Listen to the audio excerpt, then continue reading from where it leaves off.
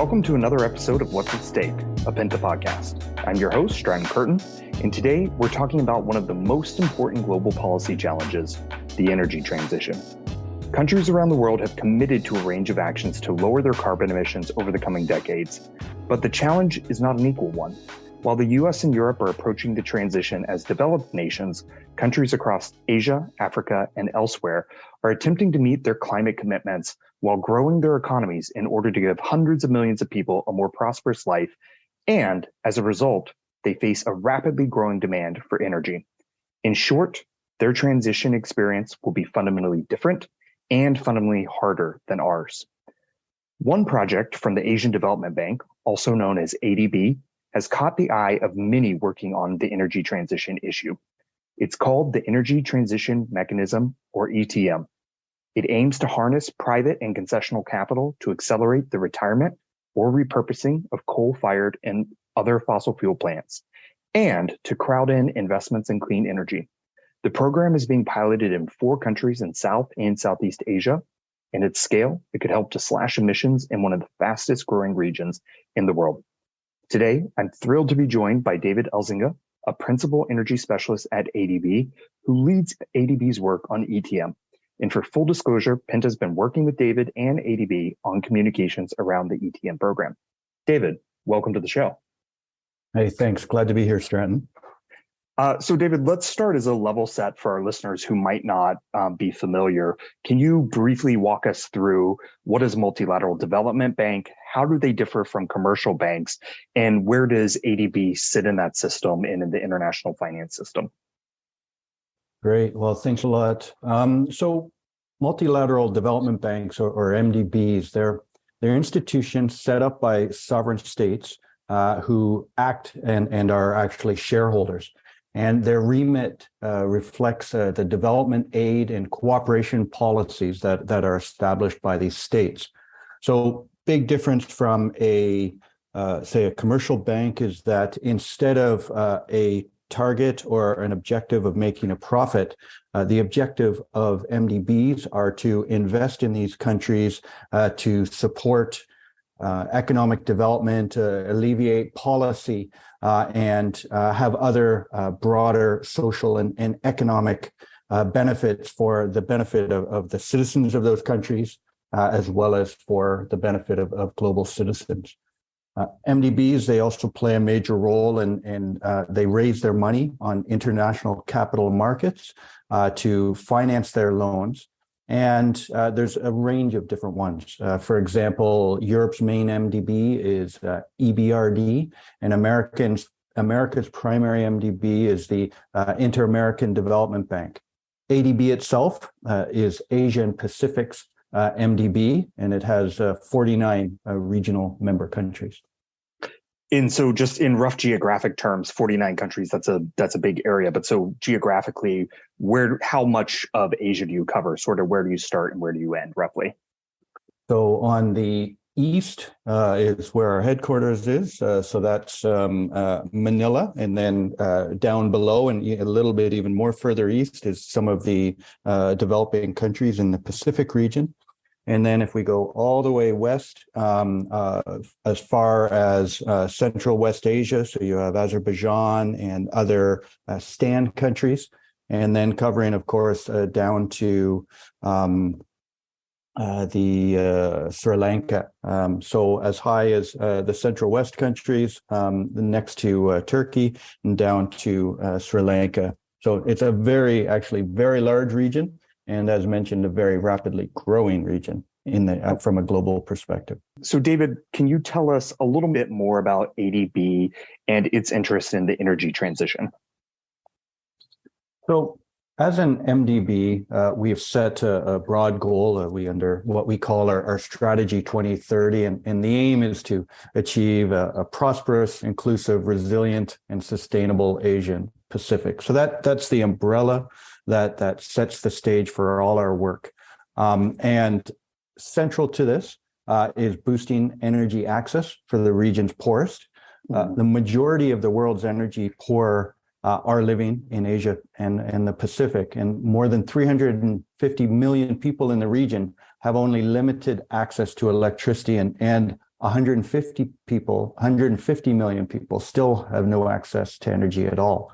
So that is a huge focus, as this has major impacts with respect to their lives, and are often forced to live with malnutrition, unhealthy living conditions, and limited access to education and employment. So this really demonstrates the importance of energy to a broad part of people's lives, both economically and just day-to-day living and growing up in these respective countries.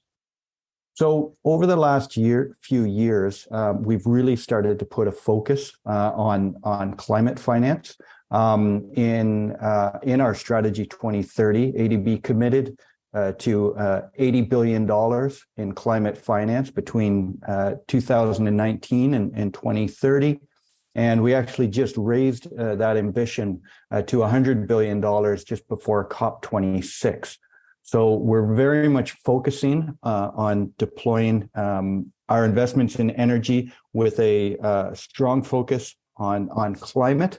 And just to give you some other numbers to get a sense of the scale, we invested around $8.5 billion in clean energy from 2016 to 2020. So this broad framework of work in the energy sector really brings us to this energy transition. And I love this term. Rather than just focusing on clean energy or energy access, energy transition really allows us to meet countries where they are today. And that involves where they are with respect to using renewables versus fossil fuels.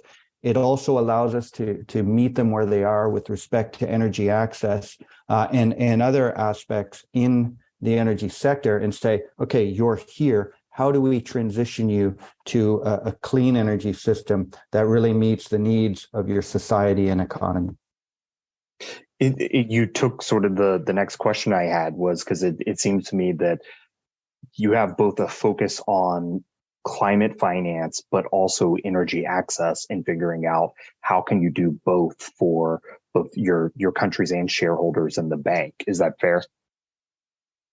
Yeah, and I think sometimes people want to focus on one aspect of energy, and that can be just cost, that can be just the environment, or that can be energy security. What we need to do when we support these countries is address all three at the same time. And so that brings us across so many different aspects. It's not as simple as saying just deploy renewables or just deploy the lowest cost of energy, because often that focuses around fossil fuels that have environmental and climate impacts.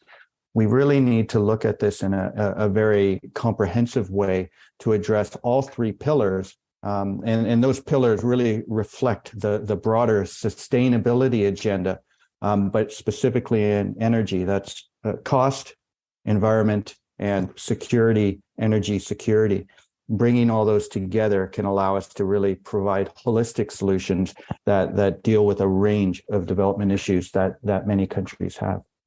And I have to imagine that flexibility that you were talking about to meet countries where they are, that just has to be critical, as we were talking about, in a region that you covered that is so large, but also so diverse in every single meaning of the word, is that you have economies and regions that look completely different from each other. So is flexibility like a core tenet of sort of either the work of ADB more broadly or the work of ETM specifically?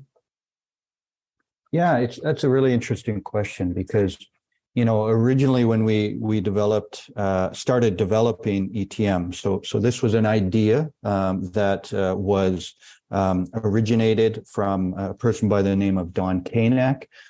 He had discussed this in the context of the World Economic Forum. And we had heard about this and said, wow, this actually is a really interesting idea. How can we bring it into ADB and actually develop this for the benefit of our countries? And the focus of that at that time was very much on how do we accelerate the transition from coal-based energy systems to clean energy systems. And the innovative part was really trying to accelerate the retirement of coal-fired power plants. But then as we dug into this more and more, what became really clear is, okay, yes, we want to get coal-fired power plants out of the power system so that there's more room for clean energy, that the electricity that is produced is not having those environmental and climate impacts. But the countries themselves, one of their primary concerns is, how do you make sure I have enough energy to support my society and economy?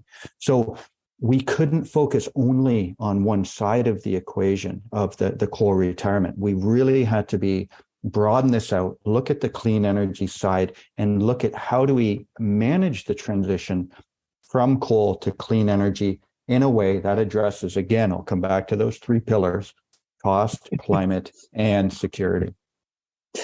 And David, let me pull back for a second, because I should recognize that any program, any institution is, only as strong as its people. So can you take us a step back for a second and actually tell us a little more about yourself? How does one get into a position in a job that you're in right now? And how did you get involved in ADB more broadly? Okay, well, first off, it's an absolute pleasure to be part of the team and to lead this program, but it is definitely a team. Let me just mention that there's a lot of people working on this who are bringing in a range of skills. But about myself, so I'm trained as an engineer. I've been working for, actually, I calculated it the other day, it's actually 25 years now in the energy sector. That's a long time. And I started my career in renewables, had a time of providing finance to innovative technologies that were new on the market. Have worked in the analytical space for the International Energy Agency, which was a great way to look holistically at energy sectors. And then I had always wanted to work in developing countries and get back into developing and implementing projects on the ground. And that really brought me to ADB. But what was really exciting about ETM is having experience in renewables, having analytical experience on both fossil fuels and specifically coal, allowed me to come into ETM and say, okay, look, coal, we know the environmental and climate impacts of it, but it also provides a service of providing electricity for those who may not have it. Okay, how do we move now and address those environmental and climate impacts, move to clean energy while still meeting the needs of societies and economies? So it's very much an exciting space, and I feel like it really brings together a lot of the different things I've done in my career to address this really difficult and sticky problem of looking at where we are today and moving this as fast as possible to a clean energy and a low climate solution in the power sector. So tell us, a little more about ETM specifically, both how the idea you mentioned. Don Kanak had sort of conceptualized this. Obviously, ADB has, sort of taken the concept now and is developing and implementing it in the region. So can you tell me, a quick overview, what is the high level description of ETM, and then dive down and tell me where we at now with ETM and specifically with the 4 partner countries that you're working with? Okay. So I think the very kernel of the idea is that there is a significant amount of coal-based and fossil-based power on a global basis. And while renewables has very much run ahead, both in technological development and decreasing in cost, that installed infrastructure is not just going to stop operating or exit the market. And if it continues to the end of its technical life, we are not going to meet global climate goals. So how do we incentivize, how do we find ways to use the resources we have. And as a development bank, that's concessional capital. And how do we partner with the private sector, which has market-based capital, but at a much bigger scale? How do we combine these two things to accelerate the retirement or repurposing of these assets, as well as invest more in clean energy? So we looked at this problem and said, okay, how do we do this? And we started looking at existing financial approaches that may be used to generate additional profits for companies. These aren't good or bad. These are just mechanisms and approaches that are done in financial markets.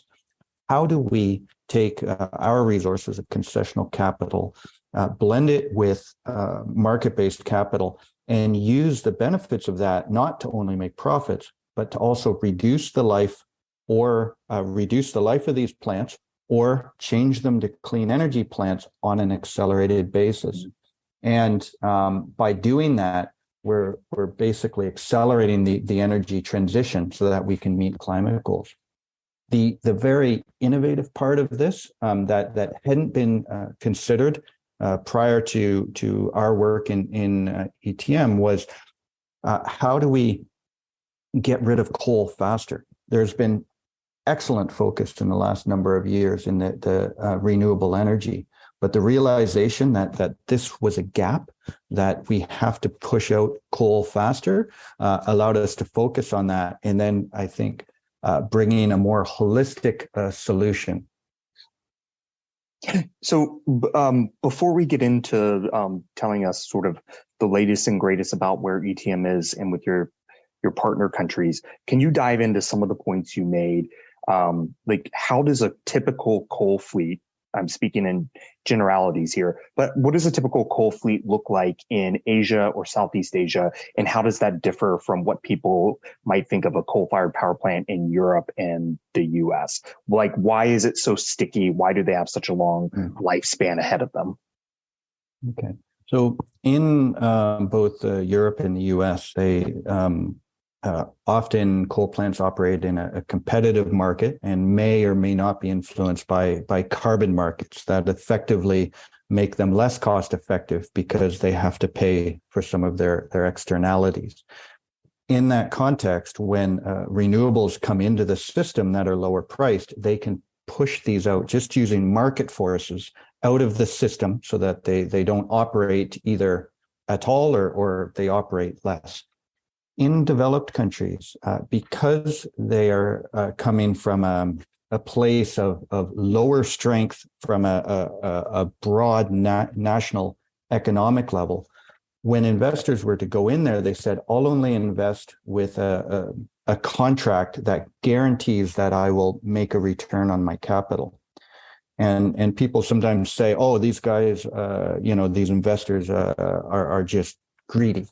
Well, actually, it's based on experience that sometimes countries go through as they're developing as they're developing to be more prosperous. They go through periods of disruption or volatility, and without that security, these investors would simply lose their money. So they've insisted on contracts that offer them some guarantees, and therefore, when renewables come, they are not going to be pushed out of the market. Even though it might be cheaper to invest in that, these past decisions made 20 or 10 or even 5 years ago mean that these plants will operate till the end of their financial and likely the end of their technical life. And therefore, they're not pushed out of the market. What we're trying to do is structure a financial transaction that will incentivize the owners of the plant to stop operating that plant earlier, and then use those funds to then invest in the replacement power. This is a new approach, and one of the big challenges of it is that we're making an investment to stop doing something. That's not very typical. We usually make investments to do something new. So it very much requires us to not only change our thinking from a financial perspective, but we have to be very careful about ensuring that we're not negatively impact the technical operation of the power system because we're removing generation. Right. So this requires a lot more work on this part to make sure that the overall technical and financial side really line up. And what does the typical age of one of these plants look like? Because I feel like so often when we're talking about plants in like the UK, the US, or even Germany, we're talking about plants that might already be 60, 70, even sometimes older than that have been operating. And those are the plants that are typically coming offline. What does a typical, speaking broadly, coal-fired power plant in terms of age look like in Southeast Asia or South Asia? Yeah, that's a really good point. The average age of the plants, the coal-fired power plants in Asia, is 12 years old.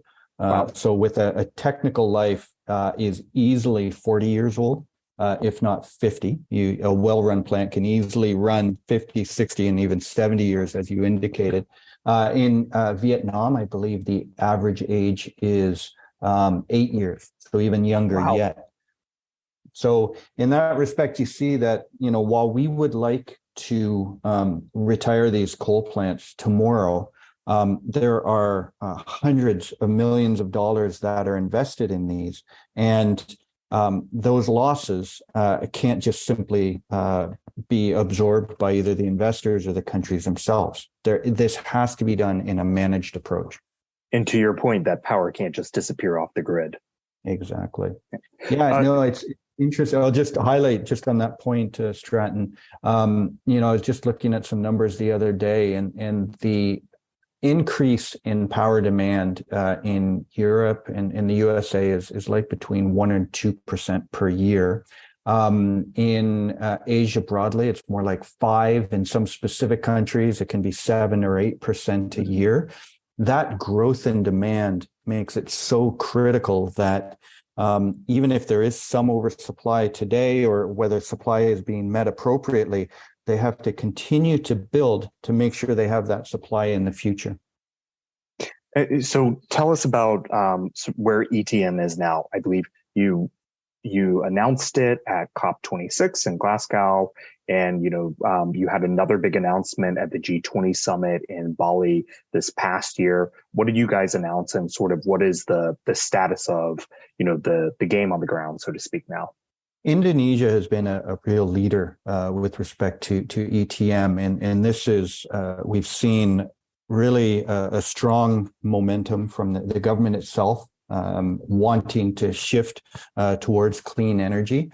And so during their hosting of the G20 last year in Bali, we were able to announce an MOU for a first power plant early retirement transaction. And we're currently working on that transaction now. And our goal will be to close this transaction within the next year.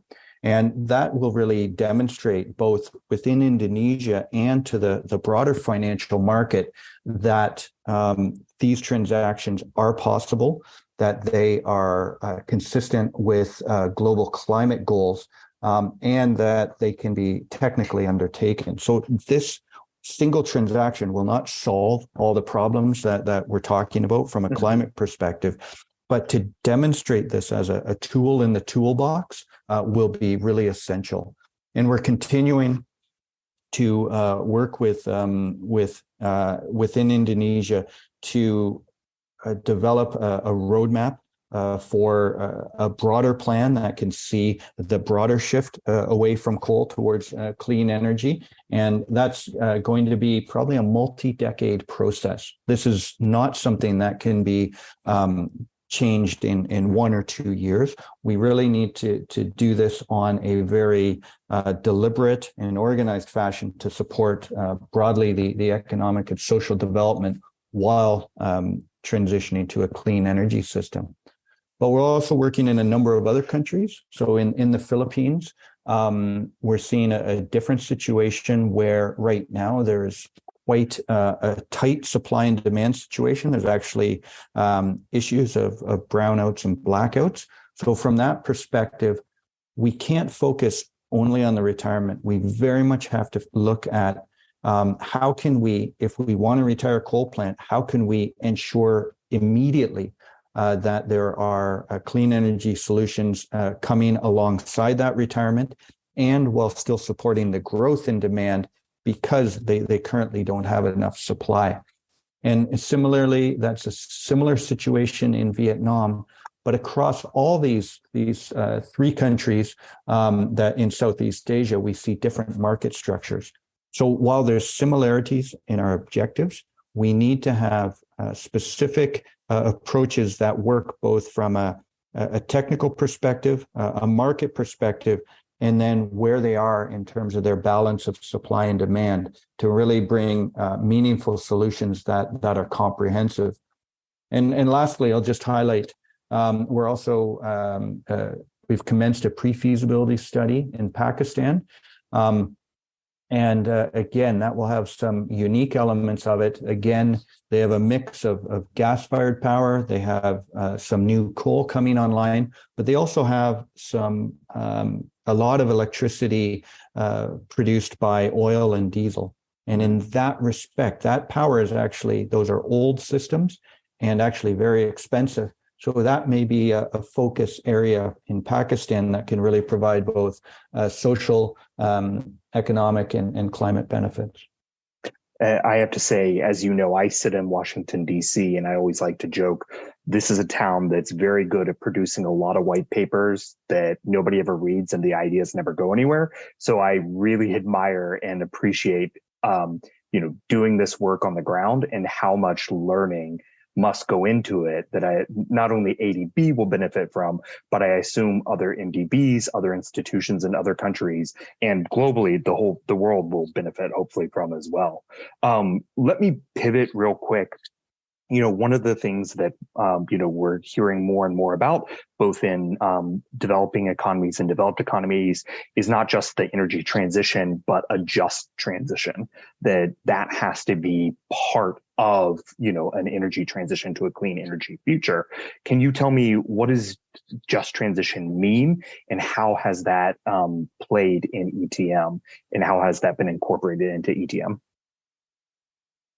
Yeah, just transition, I think, is a tremendously great term because it, again, focuses us on what is our overall goal for this. And this is to really improve the lives of people in the countries that we work in. And any transition that you make, so in the case of transitioning from high carbon-based energy to clean energy, there is potential for winners and losers. And so in that respect, how do we do this in a way that very much provides benefits, especially to the most vulnerable in these countries? So this has been part of the global climate policy discussion since 2015's Paris Agreement, which committed to the imperatives of a just transition of the workforce and the creation of decent work and quality jobs, in accordance with the goals that are set by the countries, the climate goals that are set by the countries. So 2015 is actually not that long ago, and this is a newer concept. And so we see ETM as one of these key examples where we're making a very visible transition. So you've got a coal plant, and this is producing electricity, but it's also employing a whole bunch of people, both in the plant itself and in the community around. Right. How do we ensure that those people who have livelihoods today, if that plant is retired, where do they work? Well, if we can determine approaches, so some examples of things that could be done, if a solar plant is deployed nearby, can a number of the workers work in that plant? If they can, they wouldn't have to move geographically, but they may need to be reskilled. How do we support that? These economies, being growing economies, need to provide jobs in general. Can they develop a clean energy manufacturing center? So this could be manufacturing of batteries. This is a focus in Indonesia. Could this be an assembly place for electric vehicles?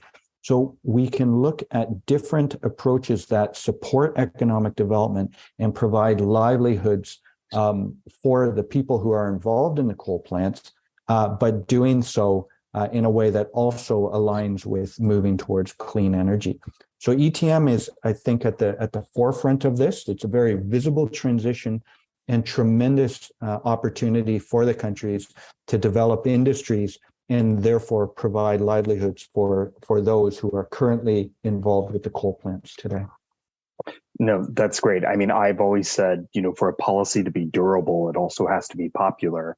And it seems like not only is just transition the right thing to do, it's also the thing to do to make the clean energy transition actually stick and actually popular particularly in developing economies.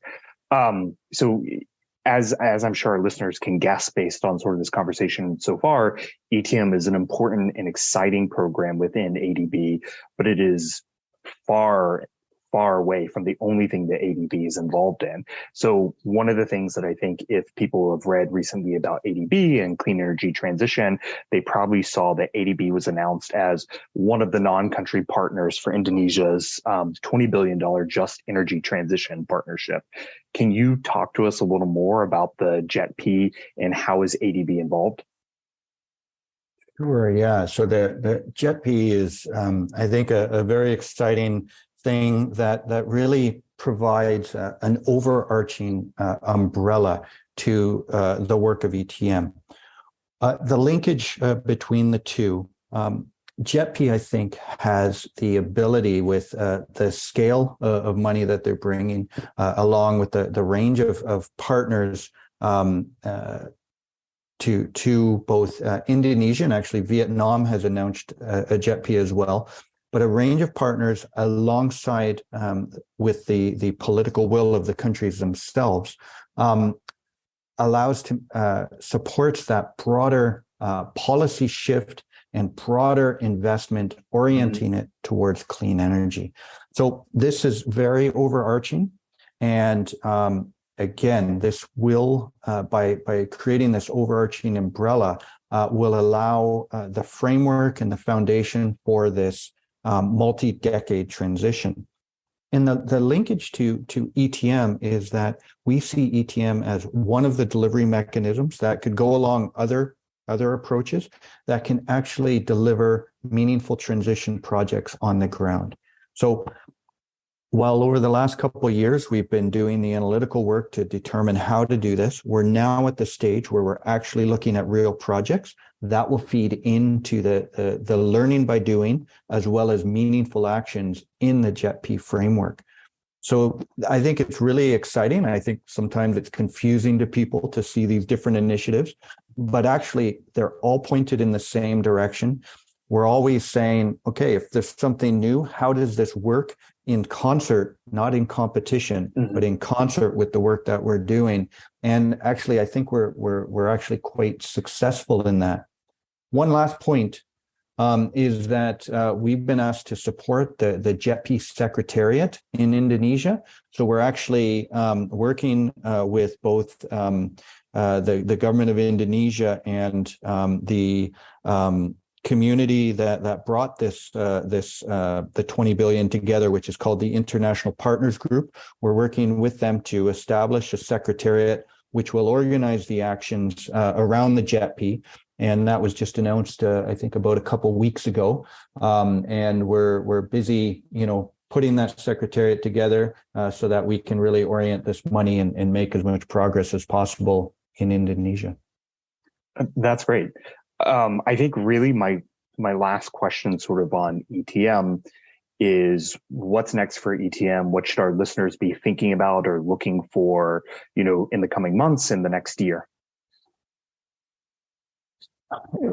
What this next year, our objectives are very much focused on delivering on some real transactions that can demonstrate how this can work, how we can engage with the coal power plants in a way that supports global climate goals. And that's not as easy as it seems, because some people just want to shut them down immediately. We want to do it in a managed way. So doing that will be our focus this year. And we'll talk about that as we meet with success, share our experience, because when we demonstrate these approaches, they can be applied to other countries with high shares of coal, but also to make that transition away from other fossil fuels. So that's, very much our focus this year. But we're also planning for the scale-up phase by establishing what we call an ETM fund vehicle that could then bring in concessional resources with market resources into a broader fund that could then work in a range of different countries.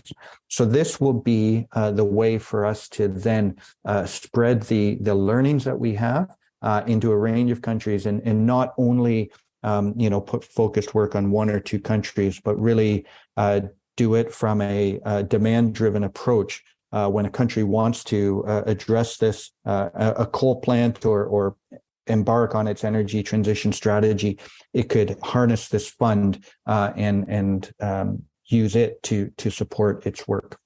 So this is, we're trying to focus on both the short term to really demonstrate this, but also plan for scale up in due course. And it's a tremendous amount of work, but it's really meeting with some success.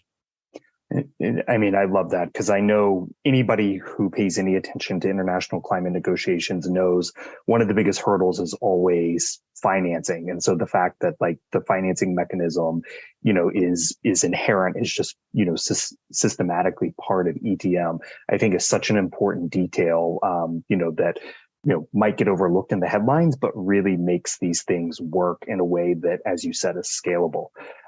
David, if I can, I would love to take just one more minute to ask sort of a personal question for you. Just if you have any advice for people who are considering international development, careers related to energy transition, and then if there's somebody, either an author or a book that is really important to you that you recommend people read, as part of this work or part of your broader career, I would love to hear what you think. Well, one of the most useful books for me in the last couple of years was The Culture Map by Aaron Meyer. And the reason I bring in a kind of a social aspect into, a technical development field is that the cultures, each individual brings to the table when doing international development has to meet with the culture that they're working in. And I found this tremendously valuable, because in order to not only communicate, but to understand what can be done within a technical environment is highly influenced by culture. And so I would really encourage anyone going into development, whether it's a technical field or a social field, to check out this book. And I would also really encourage people to understand the context of a country, and very much if you're coming from a developed country, very much understand that when working in development, each country wants strong economic development and social programs. These take a long time to develop, and really understanding where they are today to meet them, and then find out where they want to go and support them in that. So really having that, empowering that national ownership, I think, is a huge part that's important for anyone doing this work. It's not about us telling them what to do. It's coming alongside them and working in partnership and working with them that I think is the most important perspective or attitude to be successful. Incredibly important point. Well, David, thank you so much. You've been very generous with your time. To our listeners, thank you for tuning in to another episode of What's at Stake, a Penta podcast. I'm your host, Stratton Kirton. See you next time.